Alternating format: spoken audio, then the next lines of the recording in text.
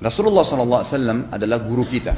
Sepakati dulu poin ini. Tidak ada guru bagi umat Islam siapapun yang syahadat kecuali Nabi Muhammad SAW. Ini disepakati dulu.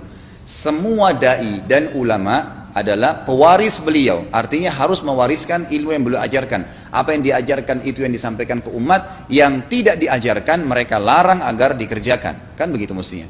Ini kaidahnya dulu. Masalah kasus ada orang imam pimpin doa setelah sholat. Jangan dibahas doanya. Doa adalah ibadah. Tapi begini, sebelum Anda kerjakan satu ibadah, tanya. Saya mau ziarah kubur. Jangan ziarah kubur sebelum Anda tanya bagaimana Rasulullah SAW ziarah kubur, agar jangan Anda buat-buat ziarah kubur itu. Adanya orang taruh kembang di kuburan, siram air, buat batu nisan, pasang lampu, baca zikir-zikir di sana karena dia mau ziarah kubur semaunya sendiri. Tidak bisa. Anda muslim, punya kiai, punya Rasulullah SAW, suri toladan kita, uswatun hasanah. Tanya Rasulullah ziarah kubur bagaimana. Rasulullah SAW dalam hadis Bukhari menziarahi kubur Baqi. Datang, memberikan salam, mendoakan mereka, pulang. Nggak ada lagi yang lain. Nggak pernah Nabi SAW bawa kembang, siram kuburan karena sudah kering. Padahal Madinah panas 50 derajat, pecah-pecah tanahnya. Ada istilah di Indonesia kalau tanahnya pecah, kesini lagi diazab di bawah, kasih air. Kasih kembang biar wangi, biar ditaruh kembang yang paling mahal. Kalau memang dia ahli maksiat tetap disiksa di bawah gitu kan. Jadi nggak bisa itu patokannya. Mau sholat, jangan pernah sholat dulu. Tanya Rasulullah sholat bagaimana, belajar 5 menit bisa. Oh rukunya begini, sujudnya begini, sama. Baru Allah terima. Tujuan Nabi SAW diutus untuk apa? Untuk dicontohi, diciplak hidupnya. Cara makannya, cara tidurnya, berpakaian, bahkan cara jalannya saja. Para sahabat contohnya, Nabi jalan begini. Bukankah ada hadis yang mengatakan sahabat berkata Rasulullah SAW kalau jalan seperti orang turun dari bukit. Mereka sampai membahasakan itu. Rasulullah pernah keluar kepada kami menyisir rambutnya dengan rapi ke arah sebelah kanan belakang. Ditunjukkan, gitu kan? Rasulullah SAW menyukai ini. Rasulullah SAW memakan dengan cara begini. Diajarkan kepada kita semua agar kita contohin. Yang jadi masalah bagi kita ini, kita selalu mau buat apa-apa yang tidak diperintahkan oleh Nabi SAW. Selalu alasannya baik. Sekarang kasus berdoa setelah sholat. Doa adalah ibadah, nggak ada masalah doa. Tapi kalau kita mau ikat antara sebuah ibadah dengan ibadah yang lain, tanya dulu, Rasulullah pernah ikat gak? Pernah pertemukan gak? Ziarah kubur dengan baca Quran. Ziarah kubur ibadah, baca Quran ibadah. Pernah gak Nabi baca Quran di kuburan? Itu tanya. Gak ada riwayat Nabi SAW pernah baca Al-Fatihah untuk orang mati atau baca di ayat Al-Quran. Datangkan dalilnya coba. Tidak ada satu hadis pun menjelaskan masalah itu. Lalu kenapa Anda buat? Oh karena saya mau buat ibadah. Baik ibadah yang Nabi ajarin. Salam doain. Selesai. Jangan lebih daripada itu. Masa Anda lebih pintar dari Nabi Muhammad SAW? Habis sholat, memang paket yang Nabi tawarkan, yang beliau selalu kerjakan adalah zikir. Setelah sholat, dengan zikir sholat yang sudah masyhur, istighfar, kemudian baca Allahumma antas salam, sampai membaca ayat kursi, al-ikhlas, al-falaq, an-nas, baca subhanallah, alhamdulillah, Allah akbar 33 kali, sampai terakhir baca, digenapkan la ilaha illallah wahdahu la syarika lah. Selesai itu semua hadis Nabi SAW menjelaskan setelah sholat, Rasulullah SAW langsung berdiri. Memang beliau tidak pernah berdoa habis sholat 5 waktu itu. Memang begitu. Bukan doanya yang jadi masalah, bukan. Karena Rasulullah tidak kerjakan, jadi kita tidak kerjakan. Saya tekankan dalam pengajian saya, kalau Anda punya hajat berdoa, berdoalah setelah sholat ba'diyah. Insya Allah aman. Karena sudah lepas dari paket yang Nabi tentukan. Selama Rasulullah SAW sudah mencontohkan dan memerintahkan sebuah perbuatan, ditentukan tempatnya, jumlahnya, waktunya, jangan pernah dilanggar. Habis sholat bacalah subhanallah 33, alhamdulillah 33, Allah akbar 33. Jangan Anda bilang saya bisa baca 100. Loh Rasulullah suruh 33 kok. Ditentukan, jangan lebih pintar. Nanti setelah sholat, jangan ikutkan dengan paket rangkaian sholat ini. Di luar waktu sholat Anda membaca 100, silahkan. Karena nggak ada penekanan di situ. Kalau ada penekanan waktu, tempat, dan jumlah, jangan dibantah. Anda pengikut Rasulullah atau bukan gitu kan? Harus jadi jelas. Yang membuat umat ini di Indonesia juga jadi masalah sekarang karena mau buat sendiri. Semaunya sendiri. Kenapa akhi, kenapa Pak Kiai, kenapa Habib, kenapa Ustadz, kenapa buat ini? Bukankah Rasulullah tidak mencontohkan? Oh enggak apa-apa, ini kan baik. Loh, kalau semua orang berkata seperti Anda, apa yang tertinggal dari agama kita? Kira-kira apa lagi yang tertinggal? Enggak ada kemurnian agama karena semua orang mau buat semaunya. Gitu kan? Semaunya sendiri. Pindah rumah, baca berzanji. Apa itu berarti sejarah Nabi? Kenapa baca berzanji saudaraku? Rasulullah waktu pindah rumah pernah baca-baca gitu enggak? Enggak pernah. Kenapa dibuat? Anda muslim bukan? Muslim. Ya saya harus ikuti. Kalau tidak akan terus ini mengakar nih. Anda buat satu bid'ah sekarang. Bid'ah itu lawannya sunnah. Anak Anda akan buat 10 bid'ah. Cucunya akan buat 100 bid'ah. Akan banyak bid'ah merakar di masyarakat. Dan agama akan ditinggalkan. Kemurnian sunnah akan hilang gitu kan. Dan ini bahaya. Ingat, Nabi SAW mengatakan kepada kita dengan hadis yang sangat jelas. Hadis sahih riwayat Imam Ahmad bunyinya begini. Semoga Allah merahmati umatku yang menukil dariku seperti apa yang aku ajarkan atau sebutkan. Sampai ulama hadis mengatakan Nabi ucapin habis sholat astagfirullah, maka sahabat tidak ada berani menambah azim. Nggak ada sahabat yang bilang astagfirullah azim habis sholat, nggak ada. Astagfirullah saja karena Nabi ucapin itu, mereka mengakui tidak lebih pintar daripada Nabi SAW. Kenapa kita harus tambah astagfirullah azim, wali walidayya, wali muslimin, panjang?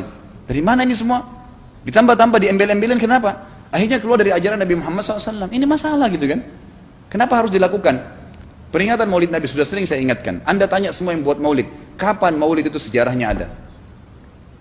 Semua buku sejarah menjelaskan tahun 230 Hijriah. Nabi meninggal tahun berapa? 11 Hijriah. Gitu kan? 11 Hijriah. Lalu kenapa harus ada dilakukan? Dan dari mana sejarahnya? Yang membuat pertama adalah orang-orang Syiah. Sejarahnya jelas dari Fatimiyah. Semua buku sejarah sepakat mengatakan bahwasanya maulid munculnya di zaman Fatimiyah. Dinasti Fatimiyah, orang-orang Syiah di Mesir, gitu kan? Dan mereka punya 6 macam maulid yang sampai hari ini masih dikerjakan di Iran. Ada maulid Nabi SAW, Hasan, Husain, Ali, Fatimah, dan raja mereka. Sampai hari ini masih ada.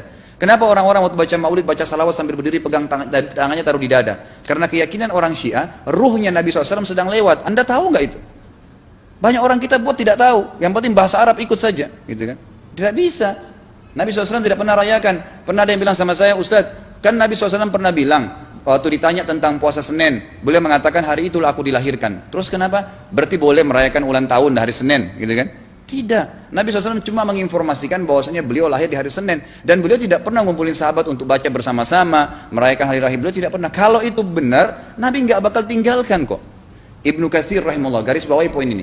Ibnu Katsir rahimahullah, dalam tafsir beliau, tafsir Quran Azim, dan subhanallah Ibnu Katsir ini, kata ulama, hampir semua kalangan golongan itu banyak memakai madhab, banyak memakai buku beliau, walaupun berbeda dari sisi pemahaman yang lain, tapi tafsirnya kebanyakan kembali ke tafsir beliau. Beliau mengatakan tafsir surah Al-Maidah ayat 3 yang bunyinya a'udzubillahi minasyaitonir rajim, al-yawma akmaltu lakum dinakum, hari ini saya sempurnakan agama kalian, kata Allah, ya. Wa atmamtu alaikum nikmati, saya sempurnakan nikmatku pada kalian, artinya tidak butuh yang lain. Wa raditu lakumul islam madina, saya ridho Islam sebagai agama kalian. Kata beliau, ayat ini turun menandakan dan memastikan bahwasanya Nabi Muhammad SAW tidak meninggal dunia kecuali sudah mengajarkan semuanya, yang hitam, yang putih, yang gelap, yang terang, yang susah, yang mudah, ya, semua dijelaskan. Siapa, kata beliau, yang menganggap masih ada sesuatu yang harus ditambahkan setelah Nabi SAW meninggal dan turun ayat ini, maka dia adalah ahli bid'ah. Dia orang yang membuat-buat agama. Nabi sudah ajarkan semua, selesai. Jangan ditambah, jangan dikurangin. Kita tidak lebih pintar dari Nabi SAW. Nabi nggak pernah rayakan hari lahirnya, jangan dirayain, selesai. Emang kenapa kalau kita nggak rayain? Kenapa? Tangan kita terputus? Enggak. Masih banyak ibadah yang disunnahkan gitu. Sama dengan kasus Isra dan Mi'raj. Kejadian besar dalam Islam. Tapi Anda boleh kembali kepada semua buku sirah. Saya tantang semua buku sirah Anda kembali. Insya Allah yang berpegang pada Al-Quran dan Sunnah, memang ada dasar wahyunya, maka semua akan menjelaskan. Nabi SAW setelah pulang dari Isra dan Mi'raj tidak pernah mengumpulkan sahabat-sahabat untuk merayakannya setiap tahun. Tidak pernah. Boleh dipelajari, iya, setiap hari. Tapi ditentukan tanggalnya lalu dibuat acara. Tidak pernah Nabi SAW buat itu. Lalu kenapa Anda buat? Kalau Anda mau tetap buat, ya silahkan, itu hak terserah Anda. Tapi saya ngajak kepada Anda kembali kepada kemurnian ajaran Nabi SAW. Kita tidak akan pernah kembali, kata Syekh Utsaimin rahimahullah, umat Islam ini akan kembali kepada kejayaan mereka kalau mereka betul-betul kembali kepada ajaran Rasul mereka Muhammad SAW. Murnikan ajaran Nabi dan jalankan seperti yang beliau ajarkan, selesai, akan aman, pasti akan kembali kejayaannya. Kita nggak bisa saling menghardik, saling menyalahkan yayasan ini, organisasi ini, kelompok ini, karena masing-masing mau beristidlal sendiri, mau menjalankan sendiri hukum-hukum agama ini, bukan mengikuti sunnah Nabi SAW. Jemaah haji kita, jemaah umrah, datang ke Mekah, tur dalam kota Mekah, naik ke gunung untuk lihat Gua Hira. Kenapa naik ke Gua Hira? Oh, Rasulullah pernah di sini. Baik, saya jelaskan. Nabi Muhammad SAW ke Gua Hira sebelum turunnya wahyu. Dan beliau terakhir sekali di Gua Hira pada saat menerima Iqra bismi rabbikal ladzi khalaq. Itu saja. Setelah kejadian itu, beliau turun dari Gua Hira. Dari waktu itu sampai meninggal, Nabi SAW tidak pernah ke Gua Hira lagi dan tidak pernah suruh sahabatnya ke Gua Hira. Kenapa Anda ke Gua Hira? Sampai naik 3 jam ada yang jatuh mati. Karena jahil, tidak tahu pemahaman agamanya. Nggak bisa begitu. Cukup dikenang iya. Kecuali Nabi SAW suruh, datangilah Gua Hira. Ya silahkan. Gitu kan? Kalau enggak, kan begitu. Masalah Isra Mi'raj, saudaraku, kejadian besar. Ambil ibrahnya, yang penting ilmunya. Oh, salat 5 waktu, kejadiannya pernah gini. Ada kebesaran Allah, ambil pelajarannya, iya. Yang Nabi tidak contohin, maka jangan dikerjakan. Hanya itu saja. Zikir bersama, di sini ditanya juga zikir bersama.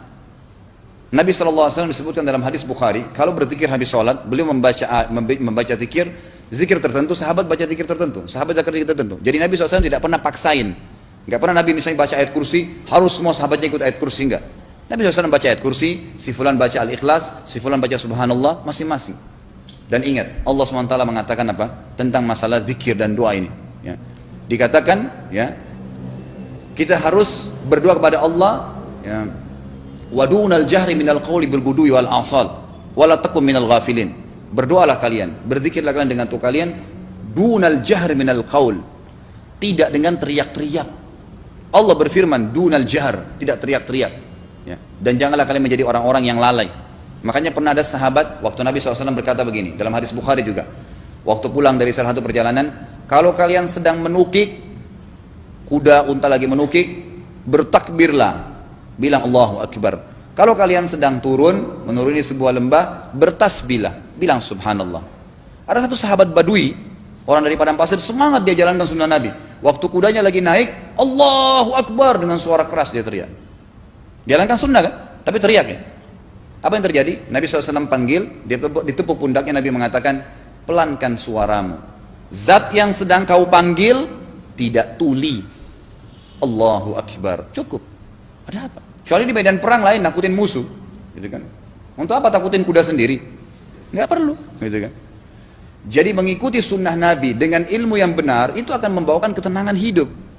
Yang buat kacau kita ini jadi kacau karena mau membumbu-bumbui macam-macam ditambah-tambah.